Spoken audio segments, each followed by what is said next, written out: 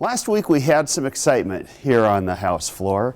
We were debating a bill that would mandate paid sick leave for almost every employer in the state.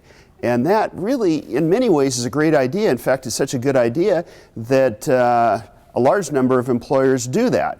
However, this time the state wanted to require that they do that, and at the same time it wanted to include something that is often called a bounty hunter provision.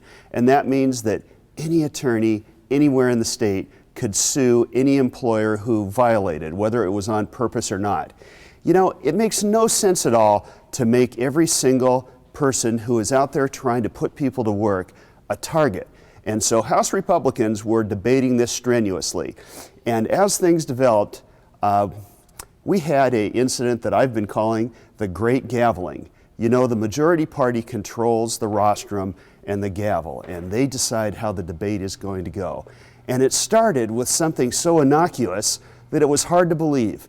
Representative Norm Johnson, the oldest member here, a man who has spent almost a decade here in the House, was gavelled for simply saying, "Doesn't anyone care about small business anymore?"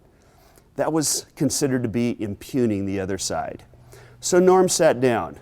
Later on, we had a strenuous debate about the bounty hunter provision, and we had a member who took a picture of the vote. Pictures are not allowed on the floor. That was my mistake, my fault, and we got gavelled for that. Although it was a little comical to watch the Speaker's attorney come running down the aisle to, I don't know what she was going to do, chastise the member and chastise me. Later on, things, I think, got a little more serious. You know, politics and good government depends totally on people having an honest debate and being able to say the things, not in a attacking or an antagonistic way, but sharing facts. And so Representative Matt Manueller was our lead speaker on this bill, and it was important for him to share with the people of Washington and the people down on the House floor what the context was. This isn't just a single bill that places a new burden. This is part of a program pushed by the other side and the governor that will make it extremely difficult to employ people in the state of Washington. Other bills that are being proposed this year is a major increase in the minimum wage. Also, the governor last week rolled out a large program of new taxes, almost all of them affecting the smallest businesses and the smallest employers. It's important that we be able to share the context of this single bill. Representative Manueller was about half a sentence into his debate on that topic when he was gavelled. And the ruling was, you can't talk about other bills because this is a debate about only one bill. Guess what? The people of Washington have to live with all of the rules that we pass and all of the laws that we pass. And it is silly to not allow that discussion on the House floor.